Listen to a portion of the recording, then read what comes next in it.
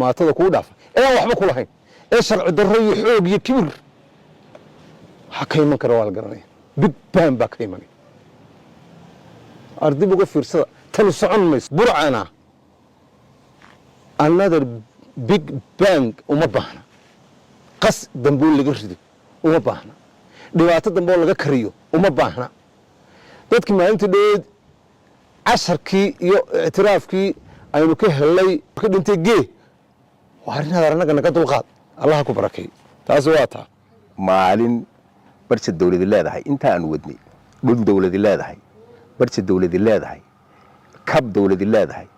midna ma naarag. Assalaamu alaykum wa rahmatullahi wa barakatuh. Meel kasta adduunka joogtaan saaxiibayaal waa salaamantiin. bal waxaan ka hadlayaa magaalada Burco jaamacadda Burco Central ee bariyihii u dambeysay la isku haysto ee gabadhan Faadumo Cismaan ay sheeganayso. markaan xogta baaray meesha ay jaamacaddu ka soo gashay Faadumo Cismaan siday maamulaha kaga noqotay qaabka dhulku uu yahay iyo bal go'aanka anigu xagga dawladda igaga aadan baan dhowr eray ka oranaya fikirkayga ah dawladda dhowr eray oranaya ugu horeyn waad arkaysaa ninka maayirka Burco ka ahaan jiray iyo labada shakhsi ee kale ee jaamacadda ku sheegaya barayfadka iyo in cid gaar iska leedahay haddaba jaamacaddan waanu kuur galay sida ay ku timi iyo qaabka ay tahay waxaan weydiiyey shakhsiyaad kala duwan de weliba dhaladkii Burco ah markaan ku leeyahay cid baan weydiiyey waa Xirsi Cismaaniyo reer Xuseeniyo Dhogoriyo reer Raage iyo reer Biniiniyo reer Daahiriyo waa dadka weydiinaya anigu aadan madoobe iyo asal Burco dadka aan weydiinaya waa dadka cid kale ma weydiinin haddaba jaamacaddan waxa la isku raacsan yahay inay jaamacad dawladdu ay leedahay ay tahay laakiin hooyadan Faadumo Cismaan ay ku tacabtay ka bacdina amaana kugu raagtay inaad leedahay ayaad mooday ay nooca tahay go'aanka ay qaadatayna ay tahay inay ama jaamacadda baabiiso ama iyadu xoog ku xukunto iyada oo waxa weeye isa siisay bal taariikhda jaamacadana waa idinka yar sheekeynaya horta sida ii soo baxday ee dalad dadkii Burco u dhashay iyo dhaladkii markaan weydiiyey iga soo baxday noocaas noqotay waxa la yiri jaamacaddan nin maxadka dabcan caafimaadka Hargeysa waqtigii hore si aad baraysan jiray markii la dumiyay waxa weeye xoogay Hargeysa joogay ayaa maxadka furay oo Jimcaale la yiraahdo oo iyada hooyadeed la dhashay waxaana ruqsadda siiyay dabcan isu dawihii waqtigaas ayaa bixiyay waxa weeye ruqsadda jaamacadda iyadu marka hore shaqaalay ka noqotay laakiin markii dambe iskaga tagay ninkaasi kadibna sidaas ay ula wareegtay iyadu dhismo ay leedahay meesha ma gelin dhulka dawladda iska leh oo isu duwi baa bixiyay ruqsadda waxa soo qaaday ninka Jimcaale la dhaay aftiga bal waxa la akhriya oo dhan way waxba kama jiraanba macnaha laakiin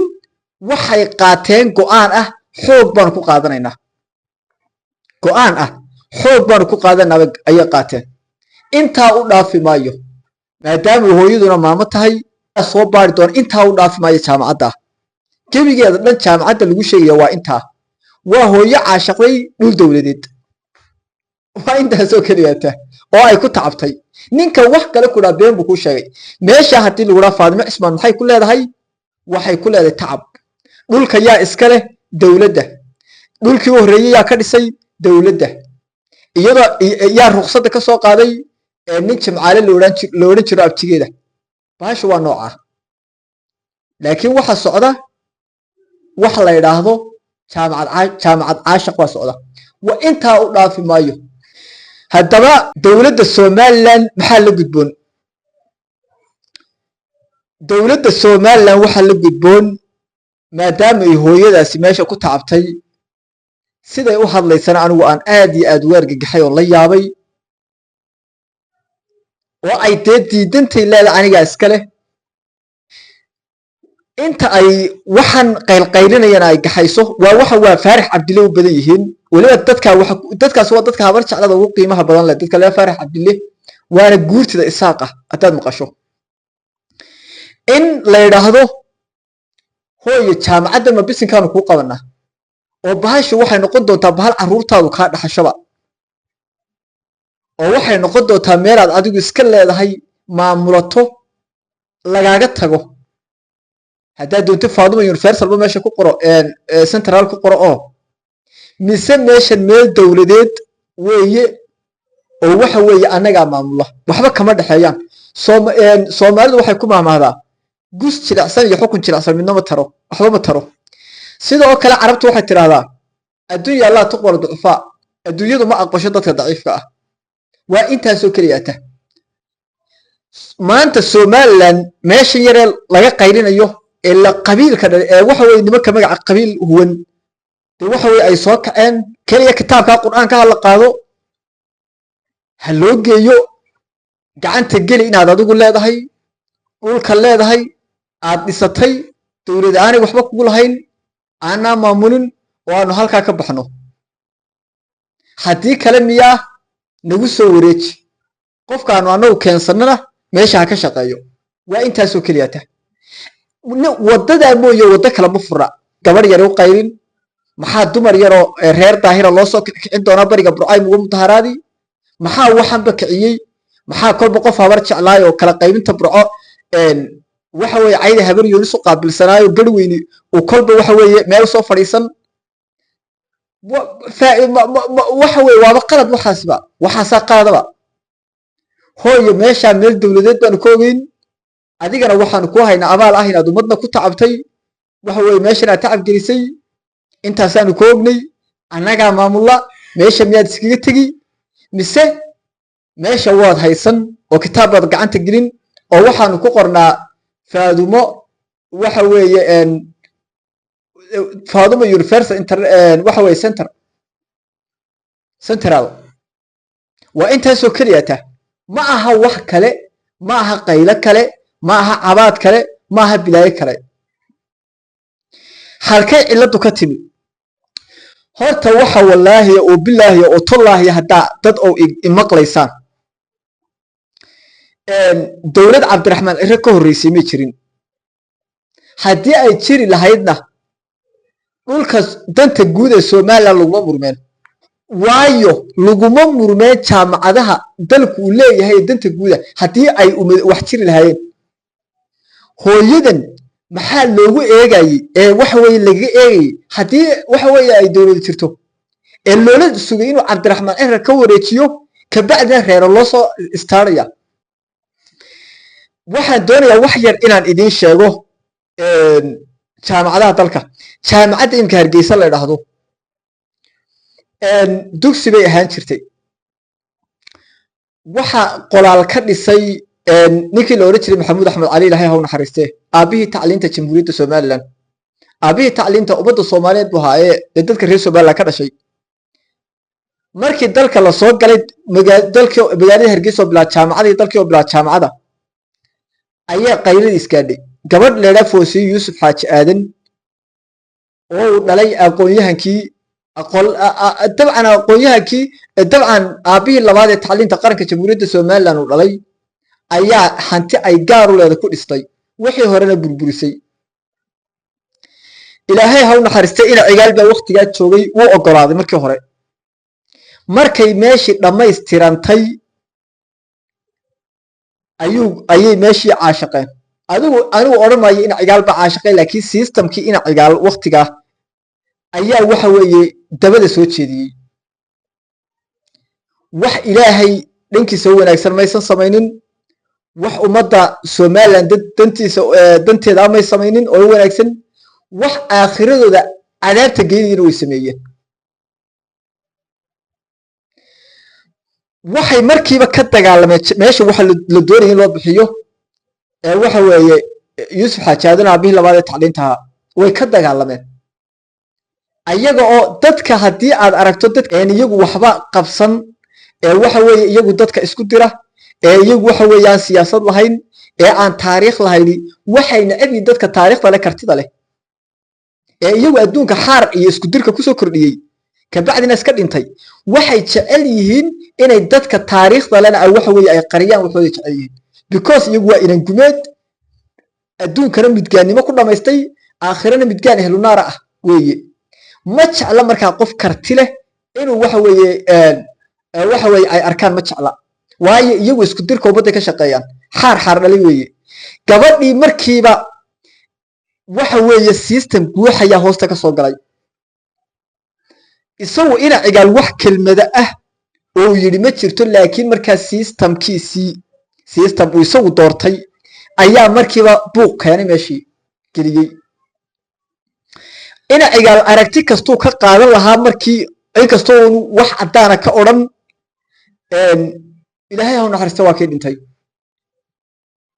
haddii aydan ogeyn jaamacaddu waxay si toosa isugu daba dhacday waxa weeye 2001 dufcadii horreeyay 2004 2005 ba baxeen ilaahay hawna isagu dhimay laakiin lama qarin karo inay systemkiisi ay waxa weeye buuq sameeyeen halkaas ay xaasidnimadu ka soo bilaabatay in yar ka bacdi waxay bilaabeen inay jaamacadda Hargeysa taariikhda tirtiraan oo ay kolba qof midgaana dhiin uga dhigaan kolba qof midgaana dhiin ku xigeen uga dhigaan bartibi gudnimada ka bilaabatay waxa taasi sababtay jaamacadda Hargeysa jaamacad hagaasta ay noqoto oo imikada la garanayo dhalinyarada reer Hargeysa camuud qabtaan la ogyahay la wada qirsan yahay oo ay iska noqotay jaamacadaha kala ah halka la doonayay inay jaamacadaha Afrika ugu qaalisan ay noqoto Afrikaanku uu soo waxa weeye uu soo aqoon doonto jaamacad noocaas iska noqotay yaa waxa ka dhigay nin aan ku tabcin nin aan waxba ku darsan nin aan dhisin nin ehlu xaasida qaar gun ah oo qaarna dhinteen qaarna ay nool yihiin daahir riyaal kaahin baa meesha yimi markiiba kuwa kale liita ayaa daahir riyaal isku xeeray oo waqtiga dagaalkii ugu weynaa gabadha ku dhacay waqtigii daahir riyaal noqotay nimankii loogu tala galay inay reerka ka soo jeeday waliba daanu cid kale waxba saari maayo garxajiska ka soo jeeday waxay ka qayb qaateen dagaalkii gabadha la galay waana sababtaan u leeyahay inaan gumeed kuwa dhintay oo nedel ahaa kuwa dhintay oo hadda meelaha lafahoodii dabcan iyaguna naarti ku jira lafahoodina meelaha yaallo iyo kuwa hadda noolo meelaha iska meero soo bilahana ayaa markaa waxa weeye qayb ka qaatay dagaalkii gabadha ay la dagaalamayaan maaha gabadh u qaranta xataa waxa weeye in jooq loo yiraahdo waa Foosiye Yuusuf Xaaji Aadan waa gabadha maanta Soomaaliya dawladnimada wax way ka bedeshay waa gabadha badii kuwa xun filo wardhiig la fadhiya u badbaadisay dadkii qofkii koowaad ka hadlana ahayd isku noqotay ra'iisul wasaariye wasiirka arrimaha dibadda isku noqotay forever inantii koowaad isku noqotay waxa u soo istaagtay waxa weeye gudoomiye urka dabcan waxa weeye urka dabcan midowga Afrika Soomaali digil iyo mirifle daarood iyo hawiye iyo saaqay waxa day saaqay naga joogay saaq sax ma haysaaq meelaha iska joogjoog weeye waxa weeye ay dabcan isku raaceen oo waxa weeye la garanaya aqoonteeda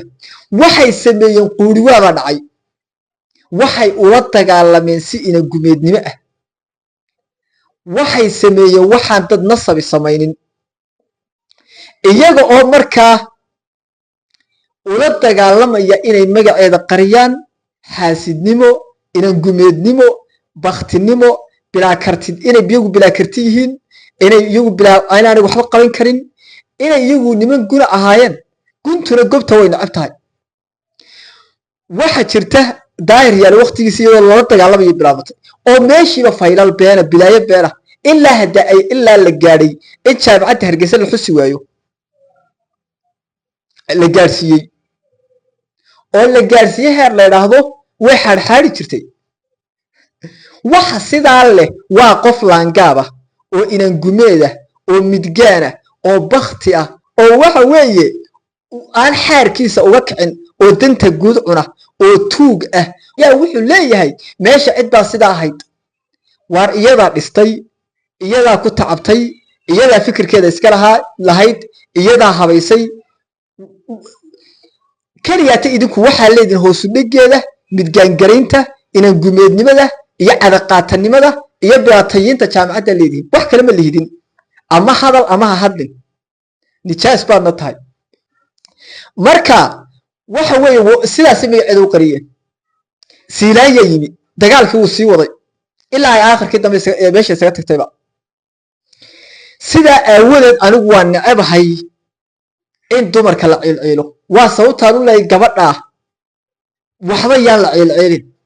kitaab qur'aan ha loola tago kitaab qur'aan ha loola tago ha la idhaahdo waanu ognahay inaad ku tacabtay laakiin meesha inaad adigu leedahay adigu mulkiyeed ka tahay aanay dowladdu lahayn uu ku dhaaro hadday ku dhaarato ha qaadato haddii aysan waxa weeye ay ku dhaaran weydana meesha annagaa maamulanayna sharaf iyo karaamana waad leedahay goobna waa tahay taariikhdeedan saasaan u haynaa waxa weeye adigana meel kalaanu maamulo kaaga dhiganaye waxa weeye dowladda meesha u hoggaansamaysa waa dan dowladeed bay noqonaysaaye soo dhaafa la idhahdo waa intaasoo keliyata